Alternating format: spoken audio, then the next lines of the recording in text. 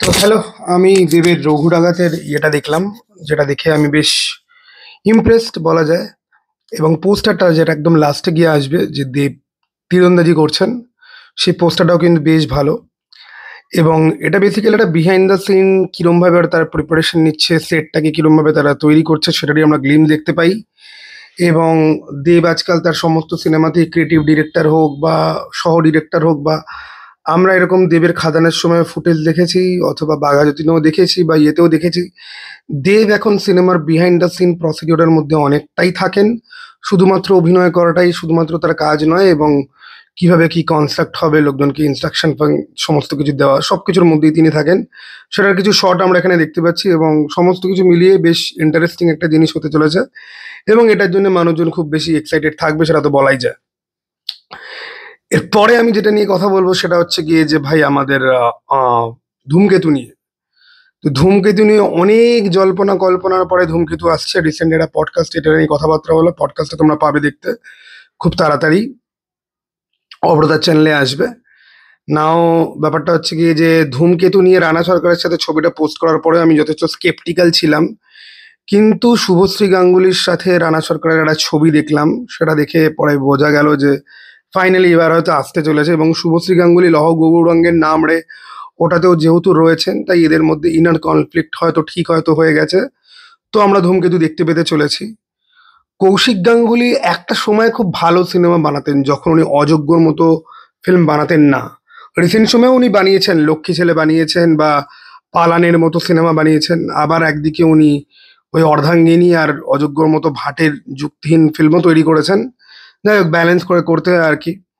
But এটা যেই সময়ের কৌশিক গাঙ্গুলির কথা হচ্ছে, 2016 সালের কৌশিক গাঙ্গুলি, 2014-15, তখন কৌশিক গাঙ্গুলি লেজিটিমেট গোট লেভেলের একজন ডিরেক্টর ছিলেন, মাস্টার স্টোরি টেলার ছিলেন কাইন্ড অফ। ওনার সিনেমার তখন আলাদাই একটা আভিজাত্য ছিল, গল্প বলার দিক থেকে বা গল্পের দিক থেকে। এরকম না প্রচুর ল্যাভিশ অনেক কিছু, কিন্তু কৌশিক গাঙ্গুলির সিনেমা মানে সেটা উপভোগ করার মতো একটা জিনিস। ঠিক আছে, সেটা নিয়ে ডিসকাশন হতে পারে, সেটা নিয়ে তর্ক হতে পারে, সেটা নিয়ে অনেক কথা বলা যেতে পারে, ক্যারেক্টার আর্ক, প্লট, ইভেন্ট কি করে প্রোগ্রেস করছে, হ্যান ত্যান।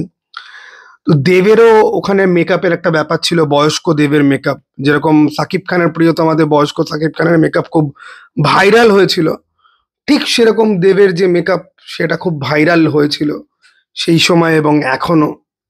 এবং ধূমকেতু নিয়ে আমরা অনেক কথা বলেছি, রানা সরকারকে আমি প্রচুর গালাগাল খেতে দেখেছি। সবাই কমেন্ট বক্সে এসে ধূমকেতু কবে বেরোবে, ধূমকেতু বার করছেন না কেন, ধূমকেতু বার করার তো অকাত নেই। রানা সরকার ফাইনালি দেখিয়ে দিয়েছে তার অকাত, এখন সবার পকাত পকাত করে লাগবে। তো ফাইনালি আমরা ধূমকেতু দেখতে পেতে চলেছি। আমি ধূমকেতু নিয়ে বেশ এক্সাইটেড, আমি দেখতে যাব।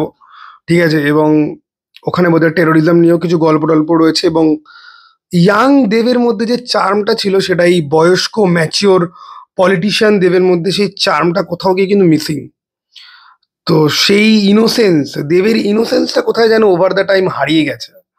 ঠিক আছে, ইনোসেন্সটা সরে গিয়ে বিজনেসম্যান দেব, যে খুব ভালো মার্কেটিং বোঝে, কোনটাতে পাবলিক খাবে কোনটাতে পাবলিক খাবে না যেটা বোঝে, সেটাই এখন অনেক বেশি চলে আসে সিনেমাতেও। আর দেবকে এখন অতটা ইনোসেন্ট বলে তো মনে হয় না। তো সেই ইনোসেন্ট দেবের জমানার সেই দেবকে আমরা দেখতে পেতে চলেছি ধূমকেতু সিনেমাতে, যেটার জন্য আমি বেশ এক্সাইটেড তো বলাই যায়। এই ভিডিওটার মধ্যে আমি আরো কিছু টপিক আমি কভার করে দেবো, সেটা হচ্ছে গিয়ে আচ্ছা বাদ দাও, ওটা নিয়ে একটা শর্ট বানাবো, ঠিক আছে? চলো টাটা ভাই, আবার যেন দেখা পাই। ও ভাই দেবে, আমি আর একটা কথা বলতে চাই। শুভশ্রী যেভাবে এই গোটা রুক্মিণীর বক্তব্যগুলোকে, এই বিনোদিনী নিয়ে ফিয়াসকোতে শুভশ্রী যেভাবে উত্তর দিয়েছেন, সেখান থেকেই বোঝা যায় যে শুধুমাত্র সিনিয়র হলেই তো হয় না, ম্যাচিওরও হতে হয়। সেই ম্যাচিওরিটিটা কোথাও গিয়ে শুভশ্রী গাঙ্গুলের মধ্যে আছে। At least she is not a insecure person like আমাদের মিস, হ্যাঁ, যাই হোক, নটি বিনোদিনী। এনিওয়ে, চলো ভাই, আবার যেন দেখা পাই।